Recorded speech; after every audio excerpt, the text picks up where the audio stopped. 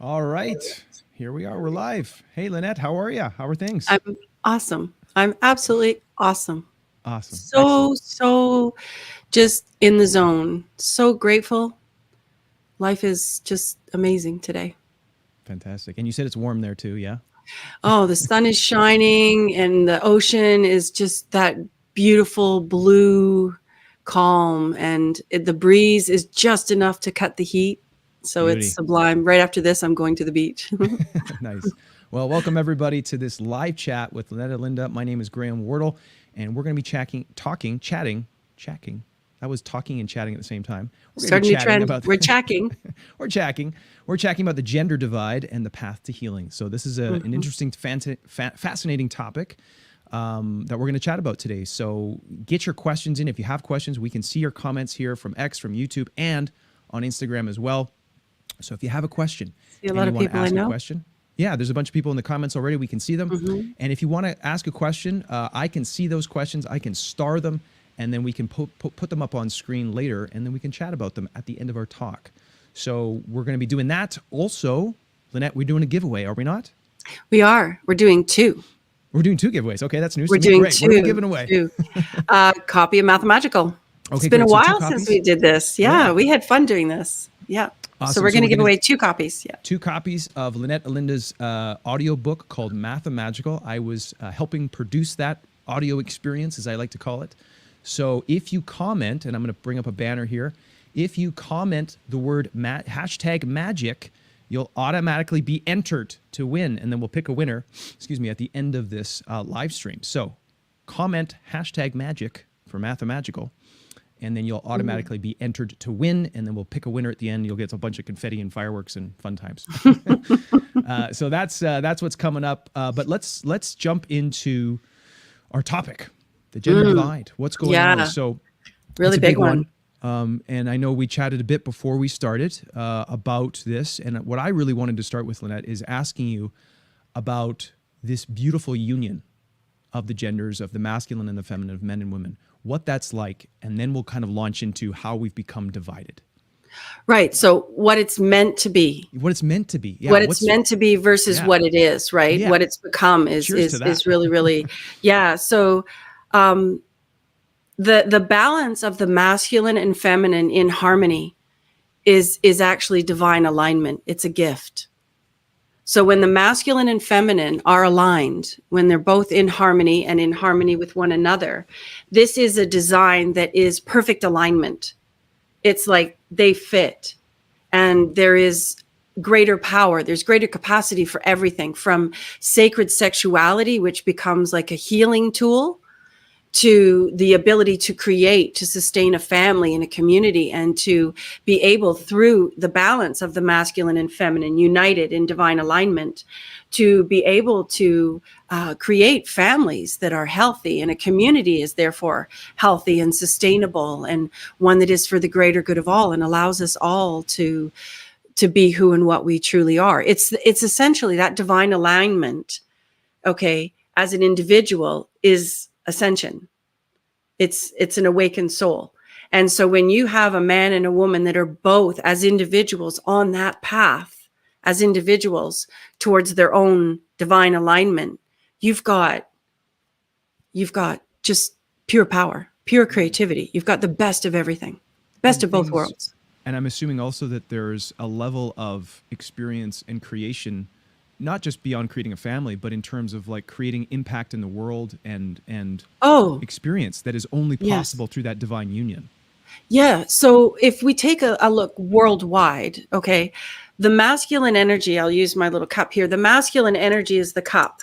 It's the container.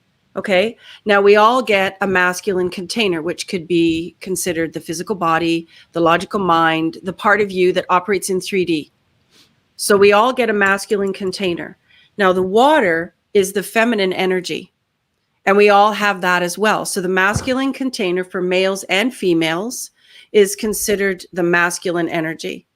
The masculine energy, in its strength and clarity or lack of, determines the quality of the feminine energy. And the feminine energy is the intangible. It's spirit connection, it's freedom, it's creativity, it's all of the intangible. We can't see it, hear it, taste it, touch it, smell it stuff. It is guided and driven by the heart in connection with divine. And the masculine mental logical mind is then therefore through that connection also guided by the divine. You have an awakened being. You have someone whose very presence will alter a situation, who by simply walking into the room, the frequency of their divine alignment as an individual will, wherever you go, there you are. That will impact their space, right? So beautiful, beautiful. Okay, and so how have we been, as men and women on this planet, been sort of separated and divided and become at war with each other? What is causing that? And what is our responsibility in this to realign ourselves? How do we reenact that? Get back in alignment? So before we can really understand what's being done to us, we may want to understand the why. Okay. Okay, before we understand the how. So we need to essentially come to a place where we recognize who and what we truly are.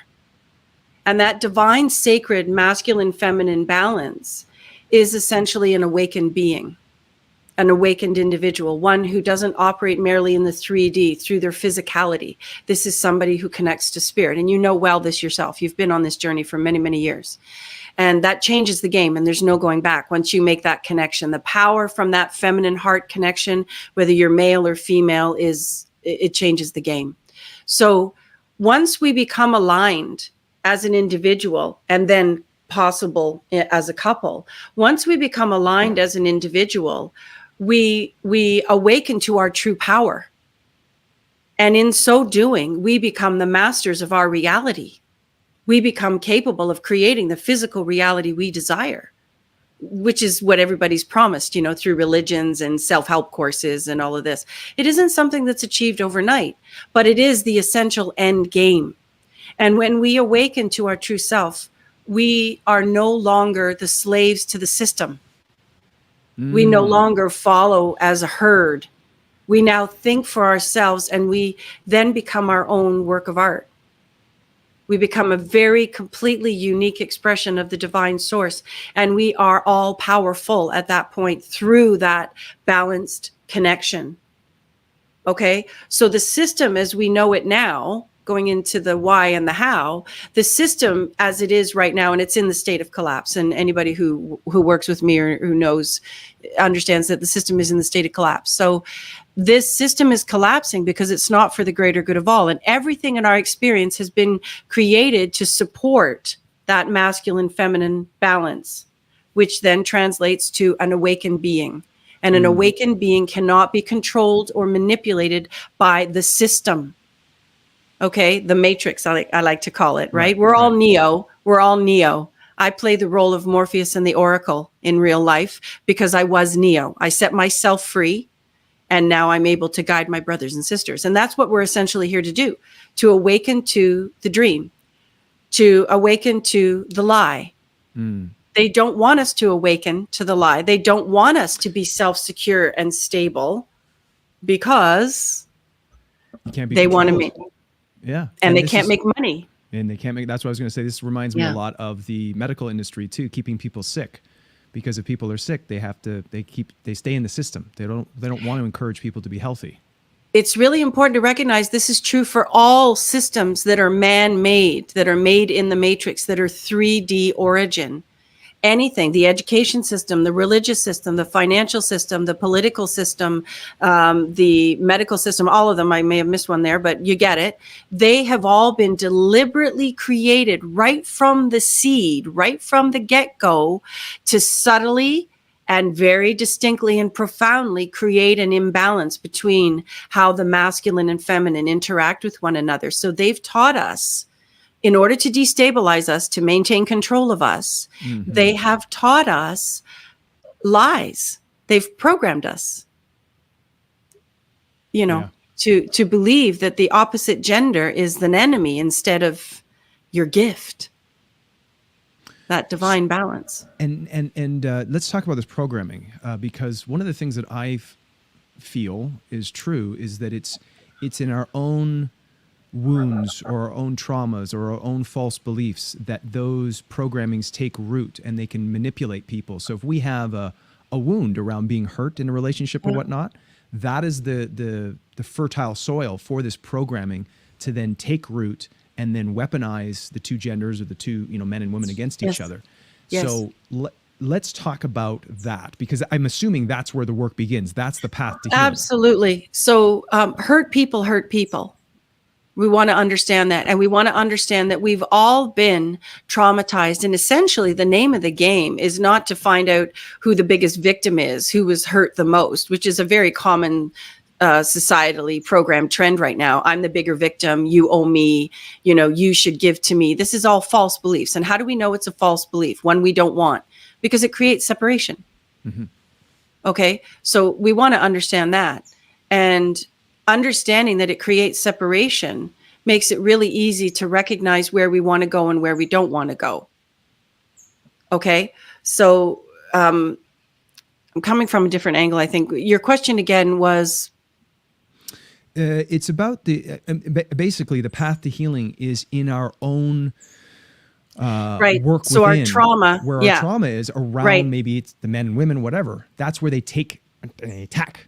So the game isn't over. We can call this a game. Okay. I went off too far in one direction. The game isn't over, essentially, until you become awakened to the truth that your trauma is your lesson. The trauma is your opportunity, the sword for the rock for which you can sharpen your sword upon.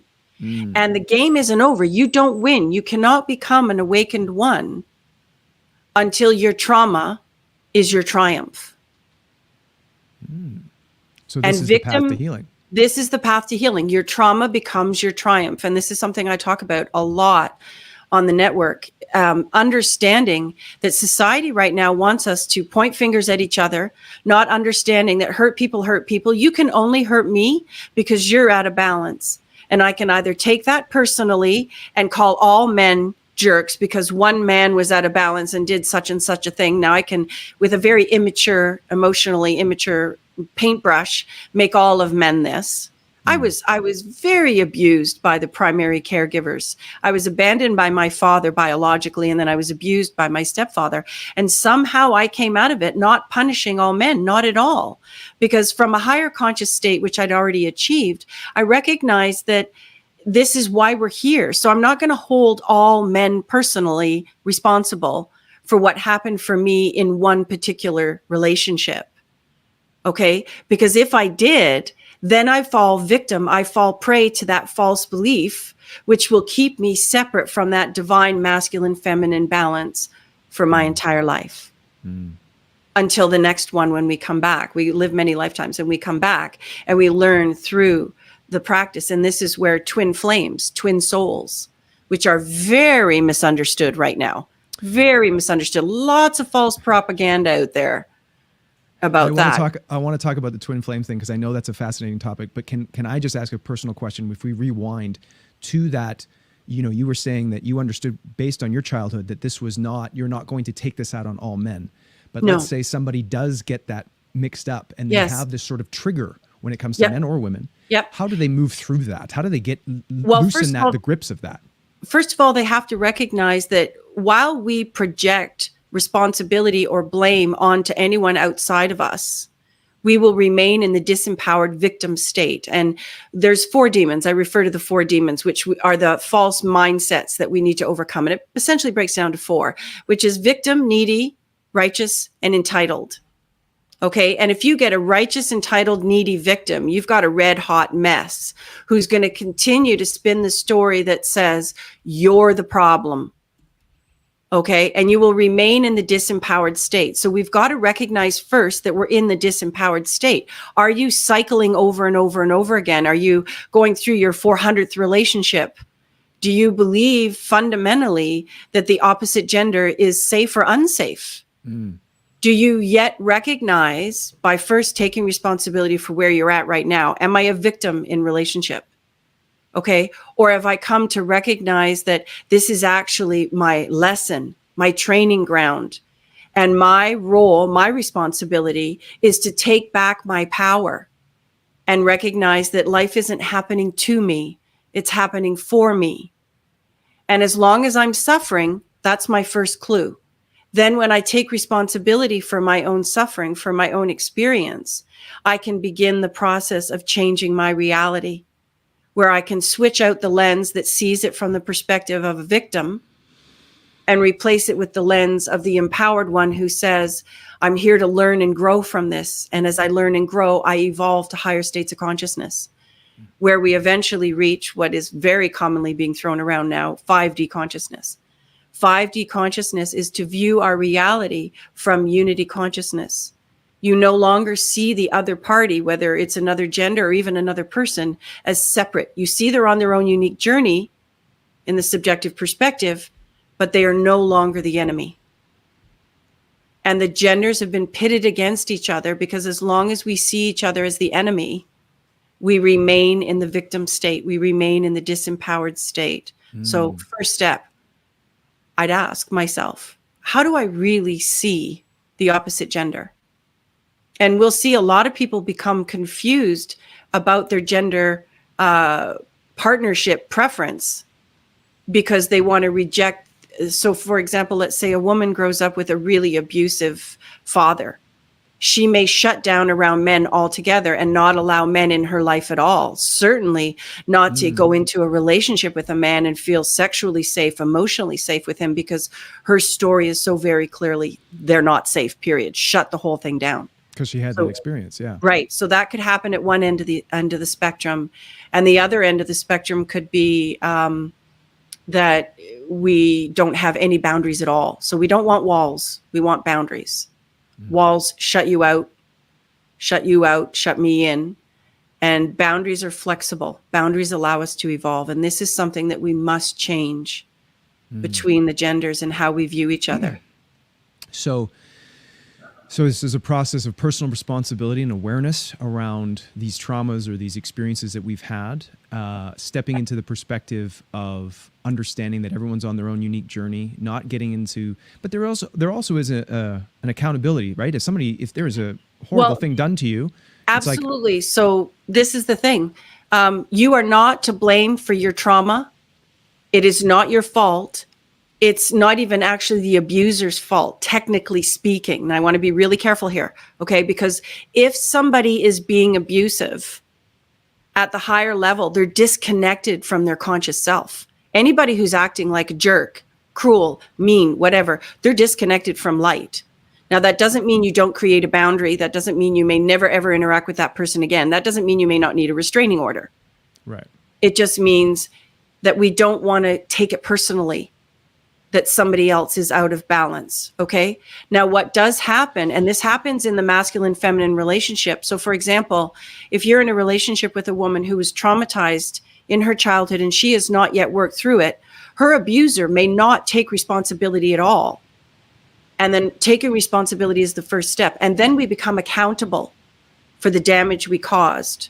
And that's where if the bully, if the abuser is willing to take responsibility, then they can step into accountability and work through the healing potentially with their victim. This is rare. Okay. So the thing that we want to recognize, the path to self-empowerment asks us to say, I'm not responsible for the trauma I experienced as a child, and we all got a dose of it. I'm not to blame. And I don't want to blame the oppressor, but I may need to create really big boundaries. And I then need to recognize I'm not to blame for my trauma, but I am accountable for it if I want to move through it. I'm the one who's going to have to take myself through the healing process. If I'm waiting for someone else to come and do it for me, if I'm waiting for the abuser to take responsibility, and this is where we get so damaged in the gender roles, because unhealed mothers and fathers who are still working through their own trauma will project the trauma onto their children. Unconsciously. Okay. Unconsciously. Right. And we're seeing a lot now. We're seeing a lot of programming that is saying, if your parents abused you in any way, they're to blame, they're to shame, it's their fault, shut them out.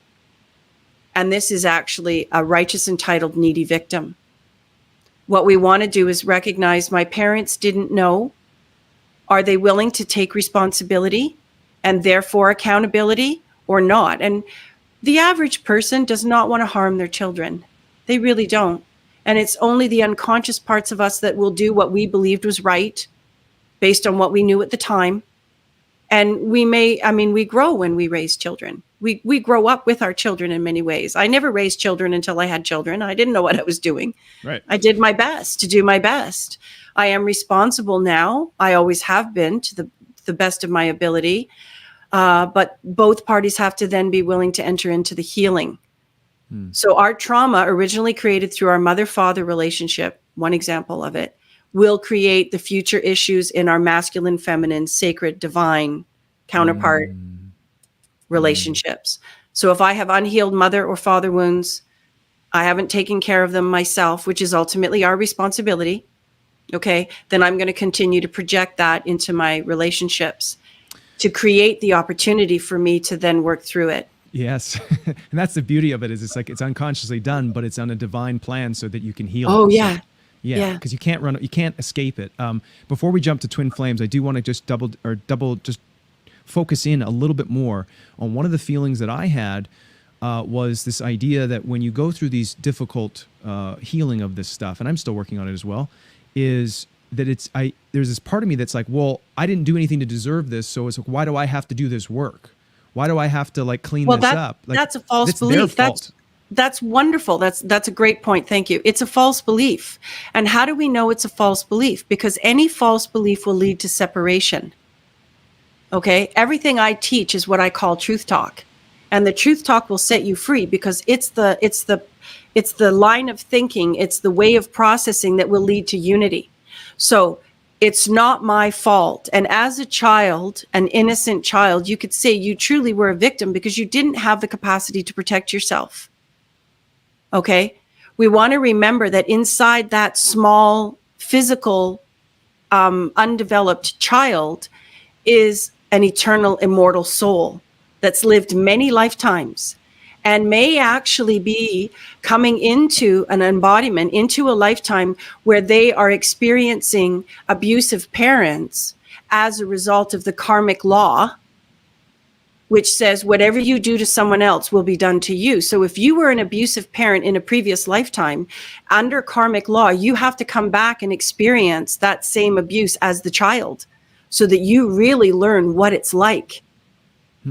What you did as an adult in one child in one lifetime, I'm going to a little bit too far here. In one lifetime, you're an abusive parent. In the next lifetime, you're born to abusive parents so that you can experience the wheel of experience. Okay. So as long as we stay in the blame game, we're buying into a false belief that says it's not my fault. No, it isn't your fault. But it actually isn't anyone else's either. When we believe I didn't deserve that, we're buying into a system that says good, bad, right, wrong, fair, unfair. And those are false beliefs because life isn't about what's fair and unfair. Life is about what you attract. So this is pretty high level, It's deep. Yeah. Yes, and so I think, and I just want to just give some additional context here because I think there are some people out there, and I know myself included, that when I first heard this, it made me think that, well, wait a second, this means that what everyone does is okay, and like I asked for this. No. And so let's just address that specifically, because I think some people out there are probably hearing this and going, wait, you saying I deserved this? No, I no, called we this didn't into my deserve life. it. I attracted this. Right. That's a very important point, especially for people who might be buying into victim mentality right now. It is not about deserving. Okay.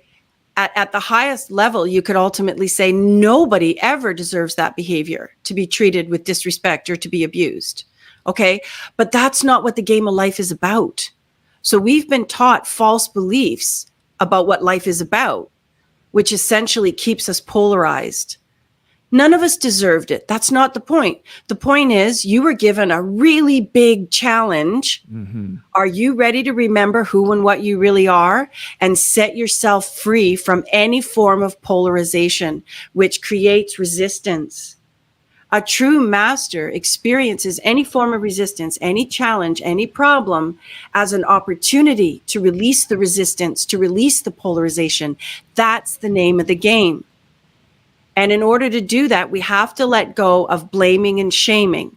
Now, this doesn't mean what you did was okay.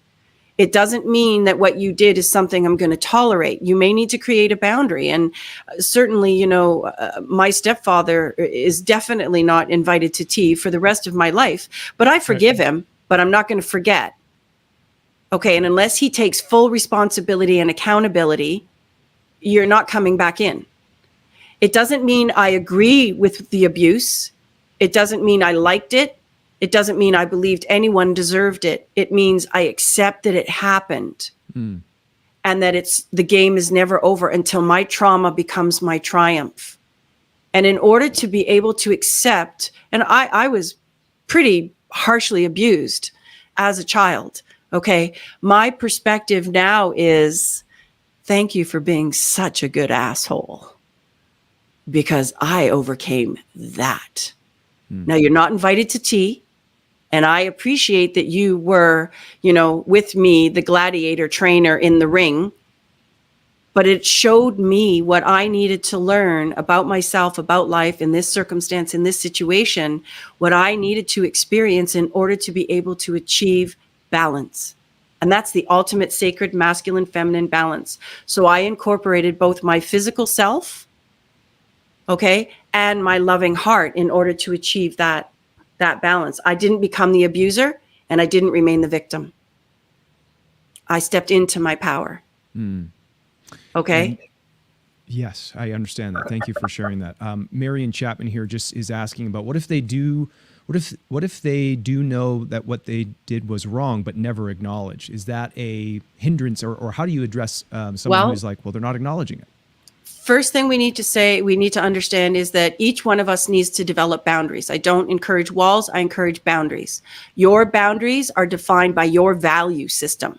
What do you value in life? Okay. So in my world, I value being in a world where I feel safe.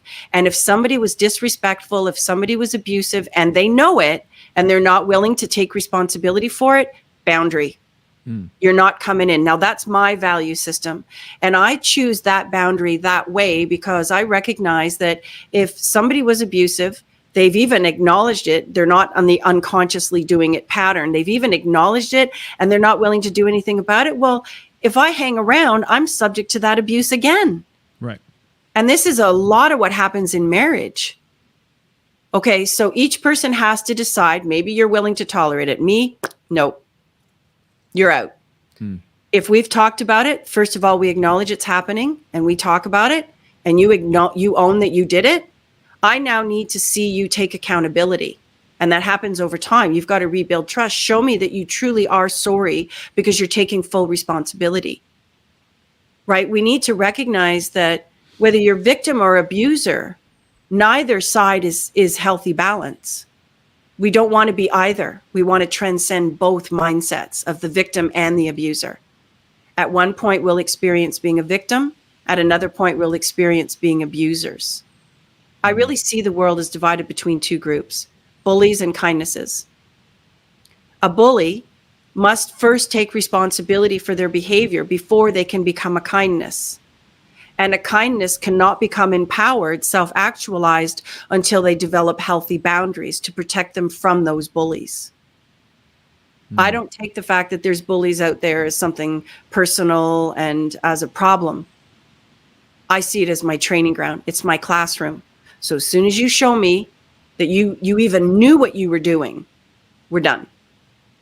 Each person has to decide what their boundary is. I'm not going to yell at you. I'm not going to scream at you. Hopefully not. I have when I really needed to protect myself. Okay. But I'm just going to wipe my feet and walk away. You've shown me. And this is where I like to say, thanks. I know you now. You've revealed to me. Yes. How about in the practical application of the law? Let's say that there is fault in that sense where someone has broken the law. I understand what you're saying in terms of the internal development and the processing of this challenge to become all that you now are and what you've gone through. How do you see the sort of taking someone to court or having someone held accountable for their actions? How does this fit into what we're talking about? Here's the irony, okay? Let's say we've got somebody who murdered 5 people. Okay, I'm going to give you a really dramatic example. Okay. That person could be caught by the judicial system, Okay, for me, we've got man's rules, which is what you'll call the judicial system, and then we've got divine law, which is inescapable. Okay. So we've got somebody who murdered 5 people. They were caught by the system, and they were held accountable in a court and then sent to prison. Now, if that person hasn't actually taken responsibility, they could serve 5 lifetimes in prison. Right. They still haven't taken accountability. However, that doesn't matter, because under divine law, under karmic law, everything is recorded. And this is where they will be held accountable by divine source, God, whatever you want to call that. This is karmic law. Do unto others as you would have them do unto you. What you do unto others will be done unto you. So even if the person isn't persecuted, and even if the person is and put into prison serving their, their debt to society, it doesn't matter unless they take personal responsibility and then accountability. And they eventually will have to. So you could say, I've been abused to the point in my life where I could press charges, but it really wouldn't have changed anything until the person took responsibility. So this could be challenging for people. And please recognize that if you were deeply abused by somebody who could be held accountable in a court of law, but has not been, they didn't get away with anything. They haven't gotten away with anything. That's one of the things that I think, I was having a conversation with somebody and they were saying that it's like, well, they seem to get away with these things. These people are never held accountable. And I was echoing what you were just saying there, is that at the highest level, you cannot escape this. You have to take responsibility. Now, it may not be in this lifetime, but eventually you're going to have to. Yes. And back to the cycle again of, seeing this innocent, seemingly small, innocent child being hideously abused by parents. And it's real. It happens. And it's not okay. It's absolutely not okay. And as a collective, we need to step up and step in and say, stop. Yeah. I'm not saying be passive in any way, shape, or form. I'm saying take action where appropriate through understanding higher consciousness and divine law. So nobody gets away with anything. I don't care if they ever got caught. I don't care if they died without ever getting prosecuted. Okay? They are held accountable. We must also understand that we cannot draw into our experience. We cannot have a physical story experience that isn't somehow a mirror of exactly what we need. So that innocent child was born into that environment for a reason. Okay, this takes really a very emotionally mature person to truly understand this. Okay, there's a lot that we need to take into account. And if we are still in the wounded state, if we are still hurting from the very real trauma and abuse that we experience, we will not be able to transcend. So this is where I say the fastest path to enlightenment is loving self-care. Begin by loving and respecting yourself and creating whatever boundaries you have the power to create to keep yourself safe. That might mean phoning the police and reporting the abuse. That might mean recognizing for whatever reason you can't do that, including the person may no longer be physically here. Right? But by no means are you a victim unless you believe you are. And when you're ready to take full responsibility for your experience from the perspective of a being who's had many, many lifetimes, it becomes much easier. I don't see the abuse as something that was done to me. I see it as a lesson I needed to understand, integrate, and transcend. Yes, I agree with that. And that's something that I have in my own words, in my own perspective on life, is I go, if I can't prove or disprove this, how does this impact my life?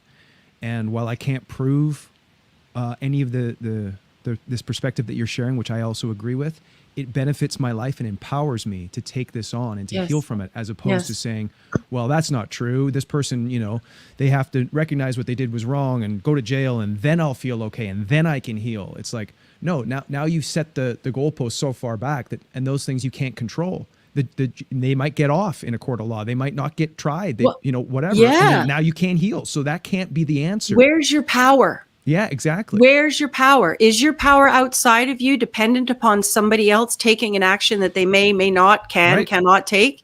Or have you decided to take your power back? And this is where I really encourage people who've lived through abuse, and most of us have, okay, whether it's in our childhoods or in relationship, whatever, it can even be your boss, okay? For myself, I do not need them to take responsibility. If they choose to, thank you, but I'm not pushing. I'm not asking. You're going to show me who you are. And in the meantime, I'm creating boundaries and I'm getting on with my healing. I'm getting on with loving myself. I'm not going to stay in the trauma and the drama. To really love myself says set a boundary and get on with loving Lynette. Yes. If they're going to take responsibility, they're going to take responsibility in the physical reality. And no matter what, if they don't, and I've seen this played out, okay, if they don't take responsibility, divine source will make sure they do. Yeah. And I must remember this is also true for me. So I take full responsibility as soon as I recognize I've transgressed as an act of love, because karma is true for everybody. It's our lack of self-awareness that we repeat cyclically, acting out, acting out, acting out. So until we take our power back, until we become internally powered, we do not become secure in self. So we're insecure and we seek our power outside of ourselves. And this is why most romantic relationships with men and women don't work. We're looking for the other one to rescue us, or we're looking for the other one to take responsibility, accountability. Right? And if we're still in the unconscious patterns of our childhood trauma based on mother-father relationship, we may be not even recognizing that once the honeymoon period's over in a romantic relationship, we will begin the unconscious dance of the unresolved trauma with our parents. Yeah. So you'll start to blame your partner for whatever your mom or dad did, and you won't even see that you're doing it. Thank you for sharing that, Lynette. I just want to jump to, we have some comments here. One from Karen, I think is just important to address. I'm just going to put it up on screen here. She says, I agree that there is no getting away with it, but still need to stop them from hurting others. My granddaughter at age 16 was kidnapped and raped. She escaped and went to the police. Huge courage for her at 16. So I think this is encapsulated in the boundaries thing too. So it's not like you're saying, don't go to the police, don't stop these people if they're going out and hurting others. But it's saying that your inner work is primary, regardless of whatever happens with that. Regardless. Okay. Because you cannot guarantee that the system, which is very fake, the system is very fraudulent. Okay. The judicial system is full of holes because it was man-made. Okay. So we got to recognize that even if we were to have this person arrested and charged, you may not get your retribution, your pound of flesh from society. In fact, more often than not, you won't. And this comes down to some of the social conditioning and programming that we've been given, for example, around rape, which is far too common. And I want to say that until women are safe worldwide, which is the feminine energy, the innocence of the heart, the feminine, fragile at times, but incredibly powerful at other times energy. Until that energy represented as physical female women is safe worldwide, we're not safe worldwide. So while women are being raped anywhere in the world has not awoken. So when a woman has experienced things like rape, and I've been down this road with many women, I worked in shelters over the years, a woman is often in a position where she's been raped, and the judicial system will then put the onus on her through social conditioning and programming. Things like, oh, were you asking for it? All you need is one sexist judge and you're out. Okay. Oh, she was wearing a short skirt, or, she was asking for it, or whatever. It doesn't matter. No means no, period. Male or female. Men can be raped too. Okay. So to have the courage to step up is actually a part of her healing. Yes. She's taking back her power. The challenging part is, let's not have expectations that the judicial system actually serves us. It often doesn't. Yeah. And this is why the inner work is so important no matter what. And I salute that girl and every other person who has stood up to the face of the bully. Absolutely, it takes courage, and keep practicing it, because that's what you're going to need for the path to mastery. Yes. Now we've have more questions here. For those of you who are interested in Lynette and her work, you can find more at LynetteElinda.com. This is where she has her platform, her network. So we won't be able to get all the questions here, but please still ask your questions. And if they do pop up in my screen and I see them and I can pin them to the screen, then I will. But if not, and you do want to participate in more conversations like this, you can go to LynetteElinda.com and check out all Lynette's work and join her network. So I just wanted to give a little plug. We do weekly chats. Weekly chats, yeah. And meditations, more conversations like this. It's a very active community. Is there anything else you wanted to share about that before we jump on No, to it's Twin just Flames? a very active community. If anybody's resonating with, as you said, it is not a place where victims meet. It is a place where warriors of light stand together in unity, supporting each other through what is sometimes incredibly challenging and traumatizing. Life isn't easy. It was never designed to be. That's another false belief. We got to watch out for that. We are omnipotent beings in our natural state. We are incredibly powerful beings. This is training ground to hone our skills. It's powerful. I agree. Let's move to Twin Flames here. We have a few minutes left, and then we're going to do our giveaway. Let's do a quick little bit on Twin Flames. I want to know more about this. I've been fascinated with this concept ever since I heard about it. I've heard of, what's the other one? Soulmates, right. Connections, and then there's Twin Flames. I've heard a lot of talk about this. I don't know how much of it, because there's a lot of people that talk about it online. So can you give people an insight into what is a twin flame? What is the difference between a twin and a soul connection or a soulmate? Okay, what's that all about? We'll begin at the beginning. Before we enter into the physical reality, we are non-duality. The physical reality is duality. Okay, good, bad, right, wrong, male, female, sun, moon, night, day, end, beginning. All right. So before we come into that, we are already the masculine and feminine divine balanced. Okay, you can see this as the fleur-de-lis, which is the triple flame, the masculine on one side, the feminine on the other, the divine Godhead in the middle. So that's the sacred balance. Before we come into the physical reality, we agree to this duality. So one being in its natural state is aligned, masculine, feminine balance, agrees to separate into two separate bodies, but one soul. One is predominantly masculine, the other is predominantly feminine. The masculine rules the mental, the physical, mechanical, action, reasoning, logical mind. The feminine represents the heart, intuition, spirit, guidance, eternity, in a sense. Okay. So twin flames, before we agree to come into the physical reality, the idea of man, we call this, before we agree to come in, we separate. And that's your twin soul. More accurately, it's your twin soul. And they refer to it as a twin flame because they're referring to the flame in the heart, which is the masculine, the feminine, the sacred divine. That is the triple flame. So your twin flame, or your twin soul, they call them twin souls as well, is actually the opposite side of that one being as a united being. It's one is masculine, one is feminine. Together, they're the divine power. That very powerful divine design for alignment. Okay.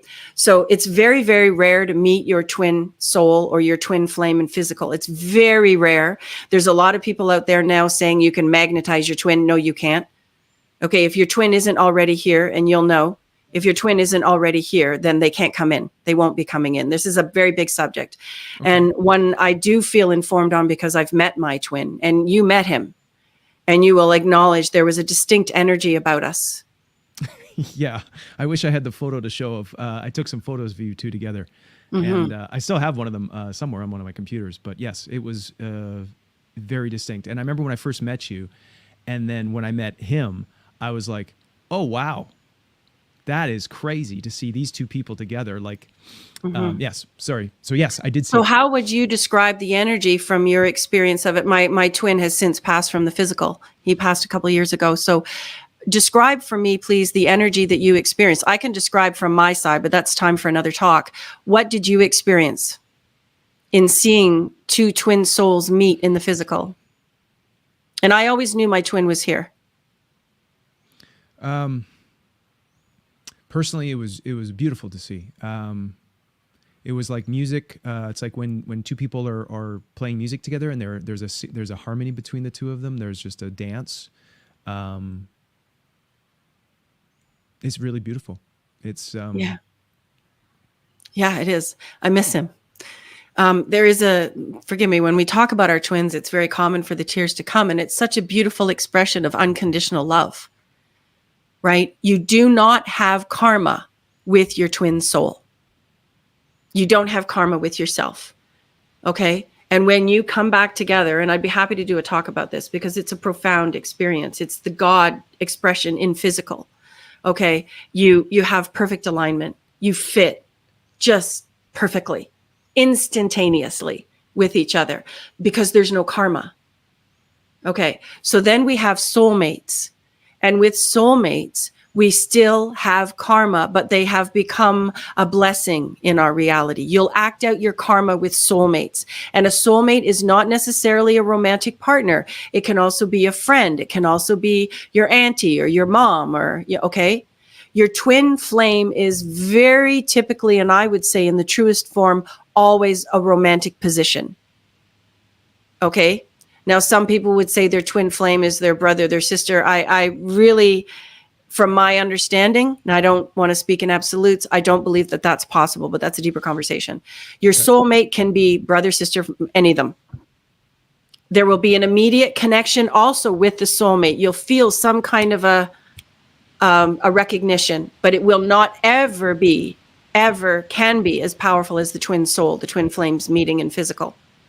Then we have what could be called karmic relationships, which are not soulmates. So we haven't decided to be mates. We're not friends yet. Yeah. But we do have karma to act out. We owe each other the imbalance to be corrected, right? When I wrong you and you wrong me, we got karma. All right. So there will be people that'll come into our lives that may be very challenging characters. I could use my stepfather as an example. Okay. That was a karmic relationship. He behaved in such a way that was negative and nasty and don't want him around and goodbye, gone boundary. However, he really, really provided me with an opportunity to grow. When you're with your twin flame, when you're with your twin soul, you don't grow together. You grow separately with your soulmates and karmic relationships, and then you come back together when you've each done your growth. So the ultimate masculine, feminine, gender balance relationship is the twin souls, twin flames coming together. We can also experience this with soulmates, but not at the same level, but we can experience a wonderful harmonization between the masculine and feminine, but it won't be like twin souls. And there's nothing like twin souls. It is the highest connection that exists in relationship, the twin soul. It's the masculine, feminine, united, aligned, divine. The next most powerful relationship to that is the mother-child bond, the symbiotic relationship, mother-child bond, and then I would say soulmates. Cool. Okay. Now, Instagram cuts us off in an hour here, so before we wrap up on Instagram, we're going to continue on YouTube and X, but Instagram cuts us off in an hour, so we're going to do a giveaway, if that's okay with you, Lynette. Sure, yeah, and this will also be loaded on the network, too, for anybody. Yes, let's do a giveaway. I love doing that. And so, this will be loaded on LynetteElinda.com, the network there. So if you missed this chat, or if you're like, want to catch up on this chat and many others, you can go to LynetteElinda.com.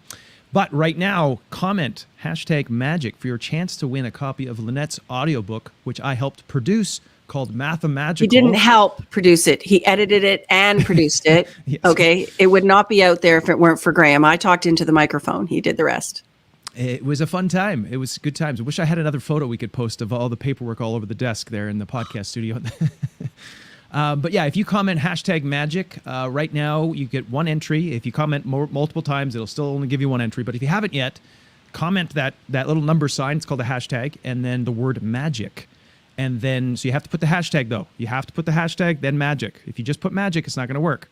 So hashtag the number sign on your keyboard, then magic. All right. See, Danny did it right. He did it like this. #magic. That's how you want to do it. Okay. So what we're going to do now is we're going to pop over and we're going to give away one of the copies of the book here. So let me just do a screen share. I'm so grateful for you doing this. This is an example of the masculine container space, right? and the healthy masculine provides this space for all the feminine in his community. So aunties, grandma, sister, females of any kind, a balanced masculine will be that gift for all. The same as the balanced feminine will be that gift for nephews, cousins, brothers. It's really beautiful when we step into that wonderful balance. And that's what Mathemagical is about. Math and magic. The magic is the heart. The math is the head. I was going to say, while people are commenting here and putting in their entries, let's do a little bit more talk about Mathemagical. So it's an audiobook. because we have a few minutes here. It's an audio book, but I like to call it an audio experience because there's meditations, there's homework, there's a whole sound journey that you go on. Yeah, we were going to call it an odyssey at one point. An audio odyssey. We were playing around with the names, and I would agree, it really is. The feedback has been tremendous. It is definitely something that is not for the faint of heart. If you're serious about the journey back to yourself, Mathemagical is a wonderful tool. And again, it was channeled. We drew the map for it on all the papers, how we were going to fit the pieces together. I needed all the maps. Yeah, he needed that masculine, and I was winging it, and it was driving him crazy. So we created that map, but otherwise everything just came through, as everything does come through for me, as any one of us that's connected. So what we're going to do now is I'm going to click the button, and then I'll say the name. I think I can, I might be able to screen share here. Let me just see if I can screen share it. We can actually do this fun little giveaway here live. Hopefully it's working here. Okay, so I'm going to do this. I'm going to click this button, and this button, and this button, and this one. And then you guys can see this. Can you see this? I can see it. Okay. Hashtag magic. Yay. Okay, we're going to hit the draw button. Symptom of alignment. Magic is a symptom of alignment. It's normal when miracles happen. Here we go.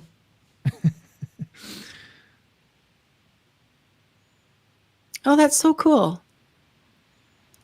Jeff Lindenbaum.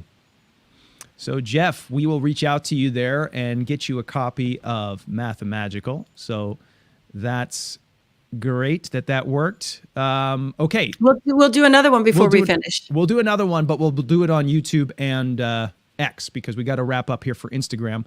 So thank you to everybody on Instagram for watching this. We were almost at an hour here. Before we wrap up with people on Instagram, we're going to continue the chat.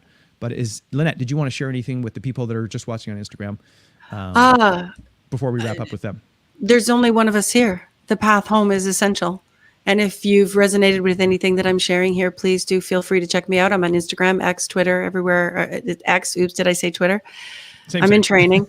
And I just want to invite anybody who resonates to please to join us. I'm here to serve and support, to help us remember how to remember who and what we are. It's really powerful. It's a wonderful experience, and I invite anybody who wishes to join to please join.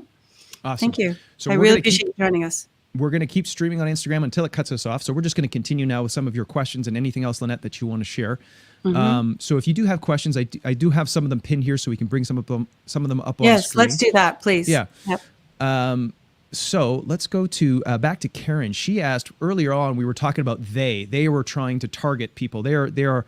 Who is they, and how do we define they? And is it important to define they? Oh, it's very important to define they. Very, very much important to define they. So they represent the controlling group on the planet who inform what our systems look like. Okay, for example, the corrupt banking system, they. The education system that is not for the greater good of all, they. The medical systems that are harm services, not healthy services, they. The religious systems that do not truly represent the divine sacred connection, they. They're in religions are man-made. Okay, the path to unity, the path to home, the path to divine source is every single road. All roads lead to Rome. And as soon as we've got a religion that says you have to do it our way or you've got to do it their way, that is immediately creating separation. So they create separation. They are trying to divide and conquer. That could be a thought, a belief system, a government, all governments pretty much at this point, but it is changing as we speak. Anything that creates separation, anything that wants to divide, belief systems, programming, societal conditioning, religions, all of that. They essentially, if we look at the movie The Matrix, okay, Neo, if anybody hasn't seen it, I encourage you to go. You're Neo. Okay, everybody's Neo at one point, and I play the role of Morpheus in the Oracle, who then becomes a guide and support for the Neos that are breaking free from the system. This is what we have to recognize. And for a lot of people, this is going to sound a little bit crazy, but it doesn't change the truth. The truth is you're either internally powered or externally powered. If you're externally powered, they control you. You will feel destabilized. You will feel insecure. You'll feel like a victim of life. Things will not go your way. You will be unhealthy and unhappy. That is a good sign that they are controlling you. In order to feel balanced, harmony, abundance, joy, bliss, all those things that are our birthright, you must become internally powered, where you can be secure within self-awareness, secure in self. Okay, that's a big answer. Yeah, no, that was great. Thank you for that. Let's just go.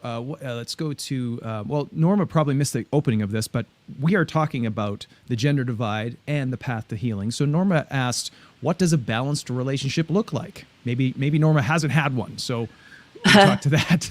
Yeah. So a balanced relationship is where both genders have mutual respect for one another as people, but also for the strengths that belong to each gender. Okay, and I'm not trying to stereotype in any way, shape, or form. I'm not trying to say men always have to do this, and I'm not trying to assign traditional roles like women belong in the kitchen. I'm not talking about any of that. I'm talking about our sacred nature, our divine, aligned, balanced nature fits harmoniously. And in order for that to happen, for a balanced relationship to happen, each individual has to be balanced within themselves. And this will mean they have self-respect for their own strengths and gifts. And that's what we bring to the table. So when we respect each other, when we learn how to communicate, respecting that we both have feelings, that we both have a subjective perspective, and that one is not of greater value than the other. We find that middle way. It's not you're right, I'm wrong. It's we'll find the path to unity together. Me bringing my strengths, you bringing your strengths, we can't lose from that perspective. Okay, so it'll be harmonious. It'll be very synchronistic. It'll be like it was with my twin soul. It's very telepathic. It's a tangible energy. When you meet a couple that's in balance with one another, they exude an energy that's beautiful. So that's a part of what it'll look like. Nice. Now, for those people who are maybe joining late, because I know we've had some people join late here, and you've missed some of this conversation, the replay will be available on LynetteElinda.com for watching. That's Lynette's website and network. But for people just joining right now, and they're just kind of going to get caught up on what we're talking about, could you just give a, I know you love this, can you get a little summary to I just want to raise awareness. I want to raise awareness about this gender It's the divide. only game in town. So the masculine-feminine balance must be achieved within each individual. This is the harmonization of the head and the heart. This is the ability to self-control and self-correct as a result of developing self-awareness.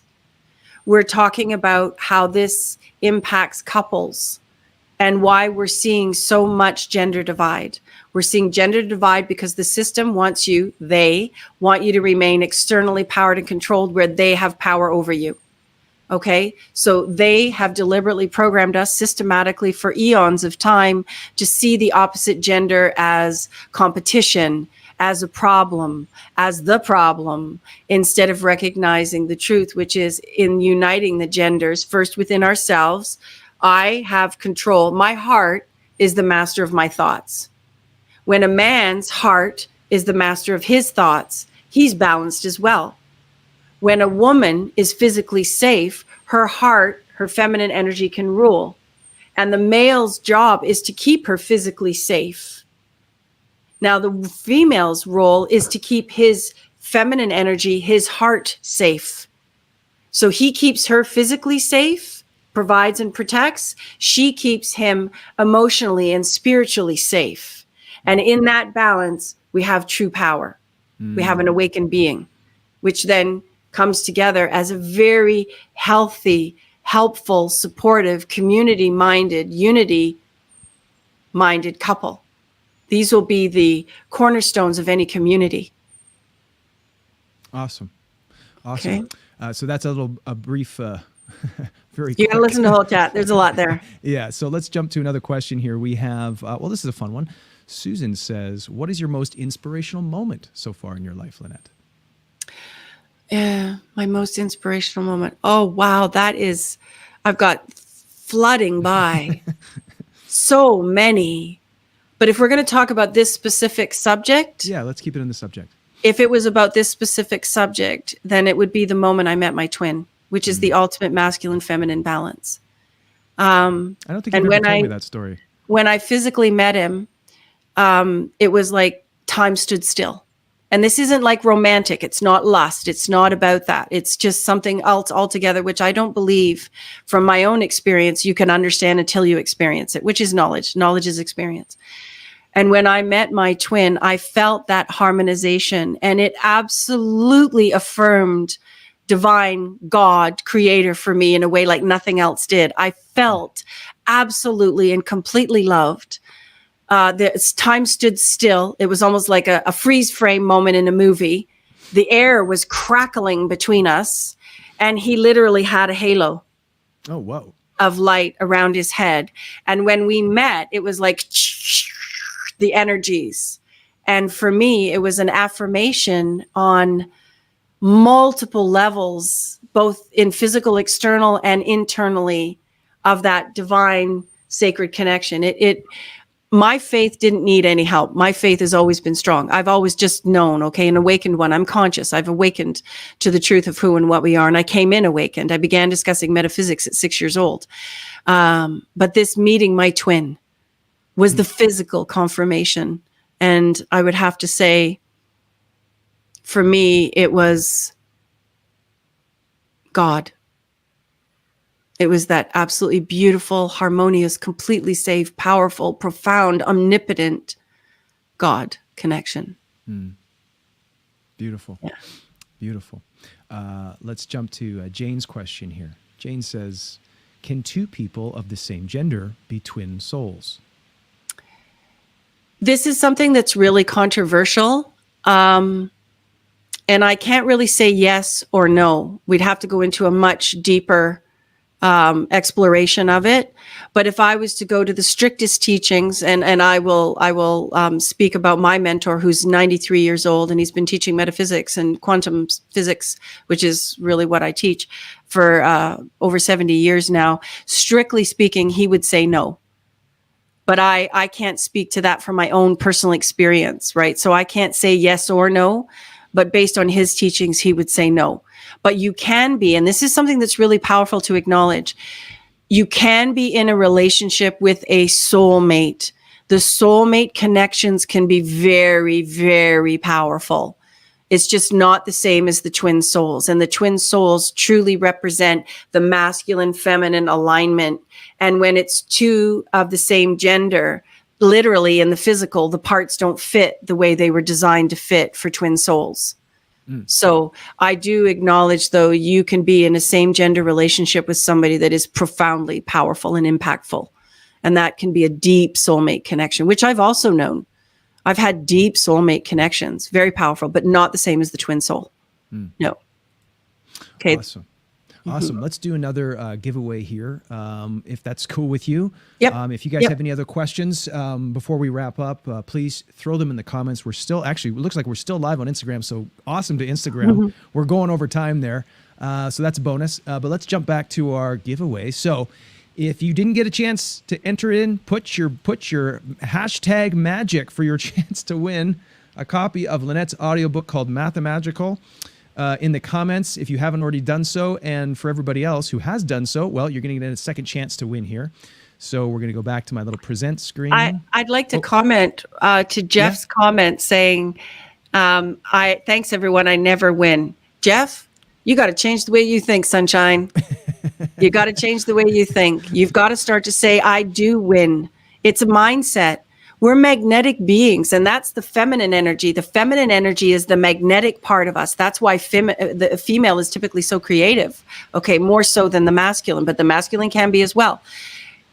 We attract what we think. We attract what we believe. And if you believe that you never win, then you're never going to win, sunshine. You got to change your attitude, right? I do win. I win all the time. I actually do. I remember the first time I won a lottery ticket.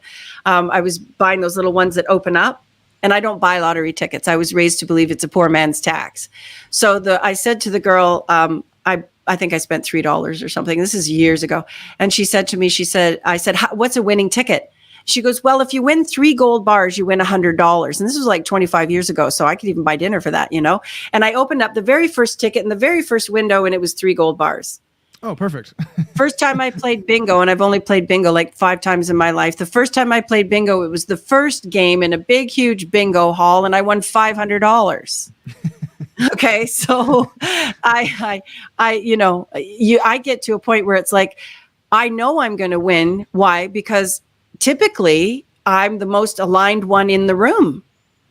And when we live in alignment, we live in abundance. We attract what we really want. And if I don't win, it's because I didn't really want it. Mm-hmm. So change your attitude about that, Jeff. As of today. Jeff gives the prayer hands. Awesome. Awesome. Okay, let's jump over to the giveaway screen here. We're going to give away screen. Okay. Oh, we lost it. Why is it? Here we go. Hold on a second here. I'm so glad you're doing this, Graham, and not me.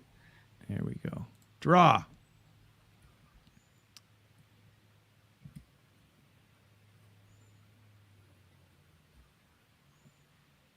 And Scott. Ann Scott is the winner. So Ann Scott is the second winner of our Mathemagical giveaway there. So Ann, we will have somebody reach out to you and get you your copy of Mathemagical. It is You'll receive an email. You receive an email. Thank you. It is in the format, correct me if I'm wrong, Lynette, it's still in the format of a podcast where you sign up and it goes onto your podcast player. This is hilarious. He knows more about it than I do. And it hasn't changed because he hasn't changed it. So. Okay, good. Just checking. Yeah, it is podcast format. Yeah. So you have all smartphones these days have a podcast player, whether you're on Android or Apple. You have multiple podcast players and free apps you can download, and then you can download each chapter of the book once you have your link to the book, and you can just listen to it through your podcast player, offline, online, whatever you want. On the network, also on my private online network, we're getting ready to do, come in the fall, Mathemagical study as a group. Oh, great.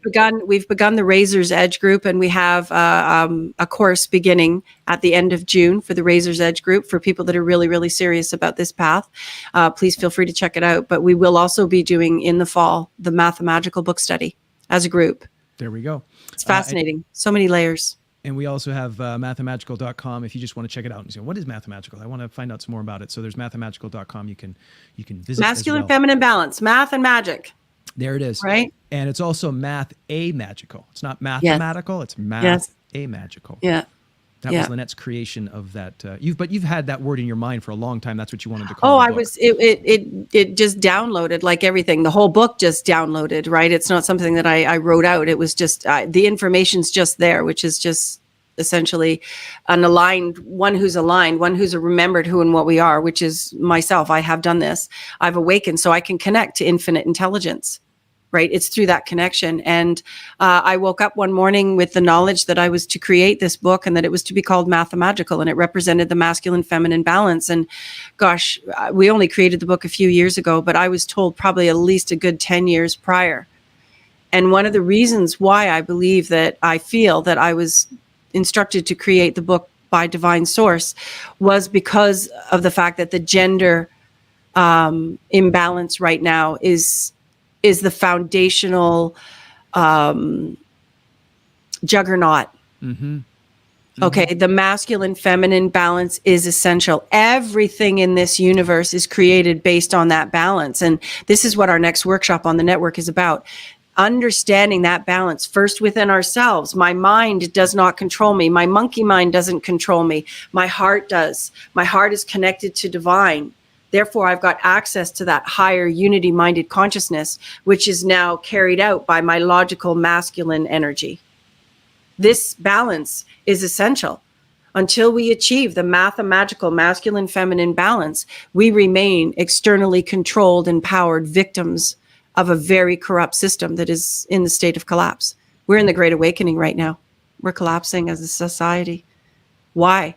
Because it's not for the greater good of all. Anything that's for the greater good of all will support and sustain that masculine feminine balance. Everything is created for that. Yeah, I was just imagining in my mind, like, if our society had this understanding and this awareness and this actual application and expression of this healthy masculine feminine balance, I can't imagine all of the problems that we're having still being occurring because of that harmony between men and women would it's kind of like when mom and dad are happy in the home and there's a good balance, everything else just kind of flows well. Oh yeah. Oh yeah. You know? And everybody's got what they need. Yeah. Right. Everybody's fed and loved and hugged and safe and cuddled and heard and also disciplined.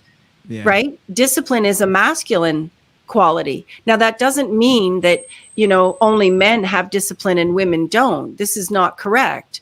It's essential to understand that in order to be in a healthy, romantic relationship that is sustainable, that is all of those wonderful things like sacred sexuality, sexuality has been absolutely attacked. We've been taught to be promiscuous, to give it away. I mean, we're seeing things like body count. This is incredibly damaging to the sacred divine union. If we have physical sexual connection with too many people, we actually damage our ability to pair bond.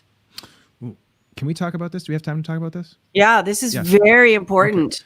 Okay. Let's chew on this a bit. So I know there's a growing sort of, actually, I don't know if it's growing or not, but I'm startled by it and I'm seeing more of it. So maybe it's just the algorithm showing me it because it's like so startling and like crazy.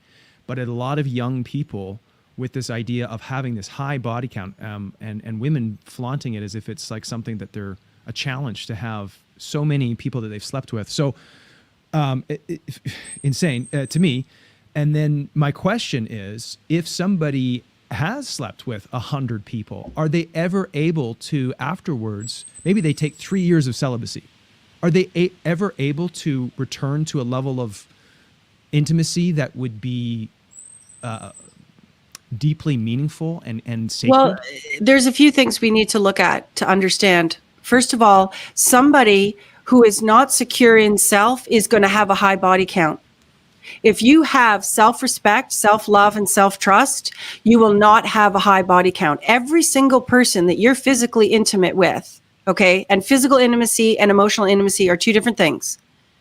If you are physically intimate, if you have sexual activity with somebody that does not hold your highest good in their heart, it becomes a vampire energy. And each one of those relationships is essentially going to create an energetic connection that you continue to feed, whether you're aware of it or not, remember, for 7 years. You must consciously cut the cord. That's a whole other conversation. What's being done now is, if you could imagine, somebody is laying out on a table, and each person they have intercourse with is somebody who gets to plug a tube into them and suck out energy. Ooh. So somebody who's had, like I saw someone recently who posted about a 500 body count.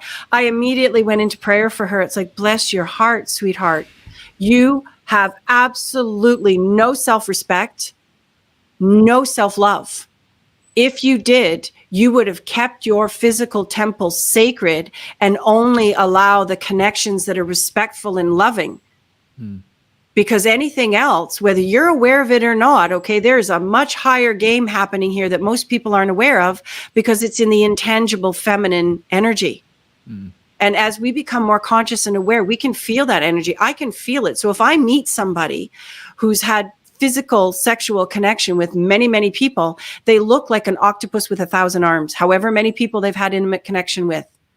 Okay. And that energy in the sadist and masochist or vampire and victim energy dynamic, you continue to feed them even if you never see them again. Now, if you've had so many partners that you develop an inability to pair bond, it's like rubbing the tire. You know, you have a tire, you wear the tread off the tire, and the tire now becomes useless. So you can reach a point where you will not be able to heal it in this embodiment. Wow. Okay.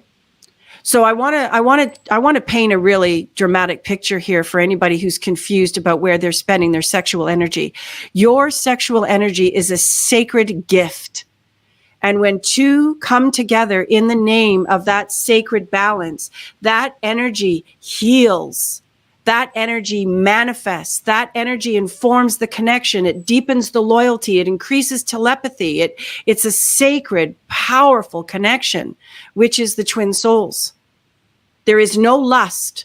There is no vampire energy. There is unconditional love. Now, if somebody thinks that they've got something to sing about because they've got so many sexual partners and a big long list, then I want you to imagine going out to a field full of rats.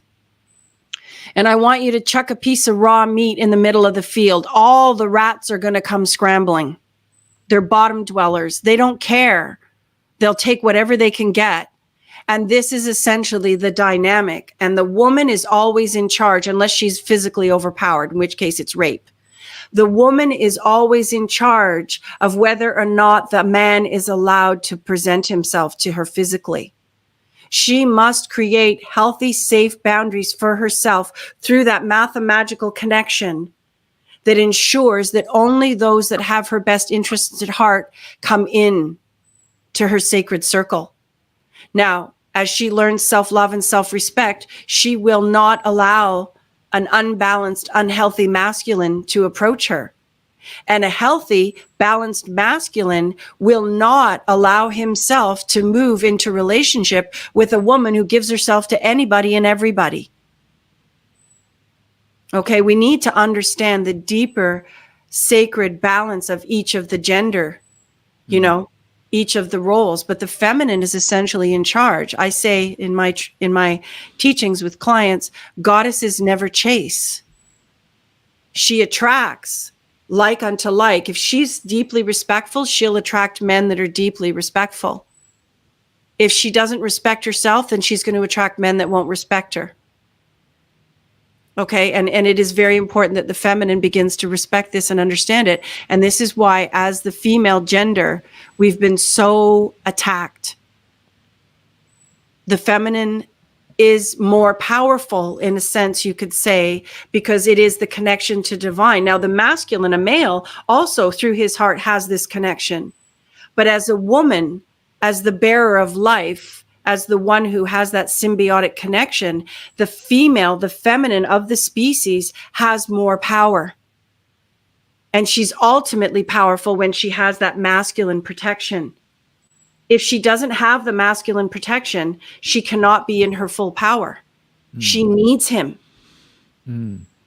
Okay, and his purpose is to protect her. And together they balance each other out and have the best of both worlds.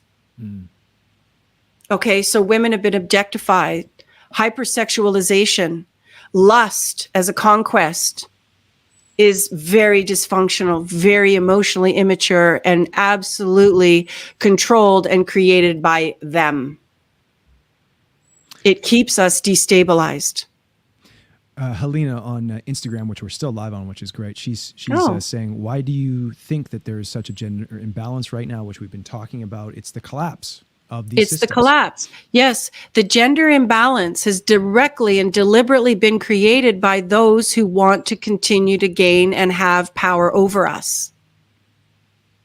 So by disharmonizing, creating false beliefs about women for men and about men for women, okay, thinking we're opposing forces as opposed to designed to be an aligned, unified force, by the false beliefs that we've been indoctrinated into for thousands of years, it keeps us destabilized. When men and women start to be for men and women, I love men.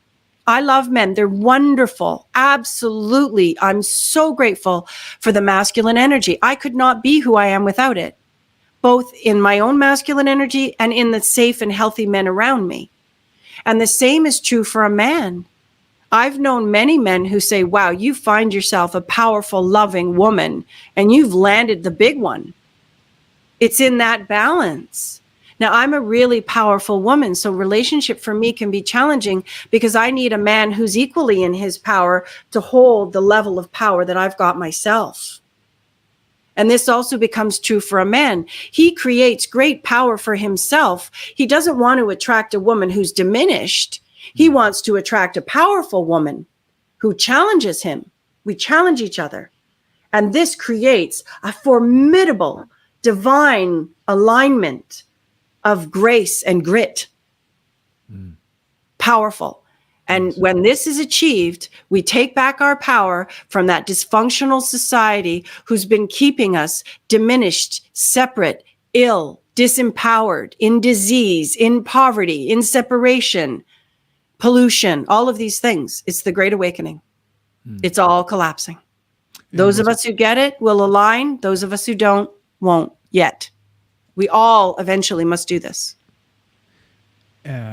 So what I love about, thank you for sharing that. What I love about this is that as it's collapsing, that also means that a new system, a new way of being, I should say, a new way of being is emerging. And what I'm passionate about, and this is the reason I'm excited about this talk, is this path to healing, this unification of the masculine and feminine, men and women, and what that would look like on Earth when more and more people are stepping into this balance and into this healing.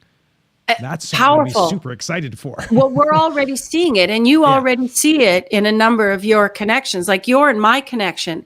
We respect each other. That masculine and feminine respect and balance is there, and we celebrate and respect each other's strengths, and therefore we have a harmonious connection. Okay. The one thing I would change about what you said is that it's not a new way of being.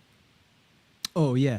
To us, it's a new experience for me on this. Yes, earth. and it is for most of us. What it actually is our true way of being. And we must understand, and we're going to have to go here soon, but we've been programmed to believe that truth, the ultimate truth, is subjective perspective. And whoever's subjective perspective wins is the ultimate truth and the bully and the winner. Okay? That's a completely false belief system. The truth is not subjective perspective. That's subjective perspective. The truth is who and what we are. We are the sacred, masculine, feminine energies projected into a physical experience. That's the truth. And anything that's true will support, endorse, heal, and sustain that masculine, feminine, yin-yang connection. Alpha, omega. It's everywhere. It's everywhere. Okay? Everything in this experience of creation is the sacred masculine and feminine balance. Everything breaks down to that. And if I had all day, I could, in every single situation, I would be able to show you where that's at play. So right now, yes, Graham, it is a very powerful time. And this is the name of the game. When we step into our power, we immediately pull our focus out of and away from the external and bring it into the internal.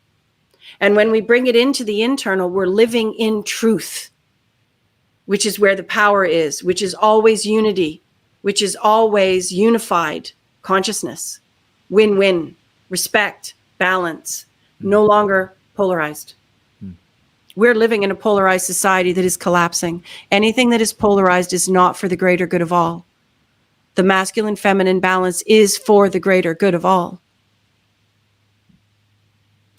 Well, I think that's a great place to end it. Is there anything else you wanted to say? That was fantastic. No, I just really appreciate being able to do this. And I really want to thank everybody who's tuned in today. I really appreciate it very much. Thank you.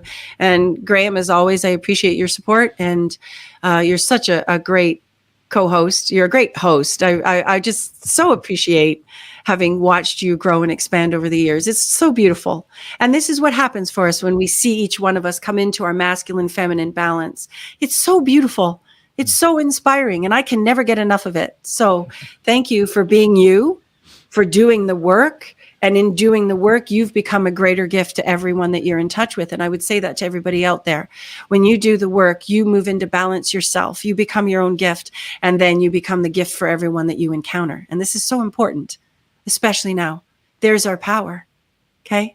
Thank you. Appreciate it. I want to go to the beach now. All right, everybody on Instagram, see you later. We're going to end the video there, and then we'll end the stream for everybody else. Adios, guys. Thank you.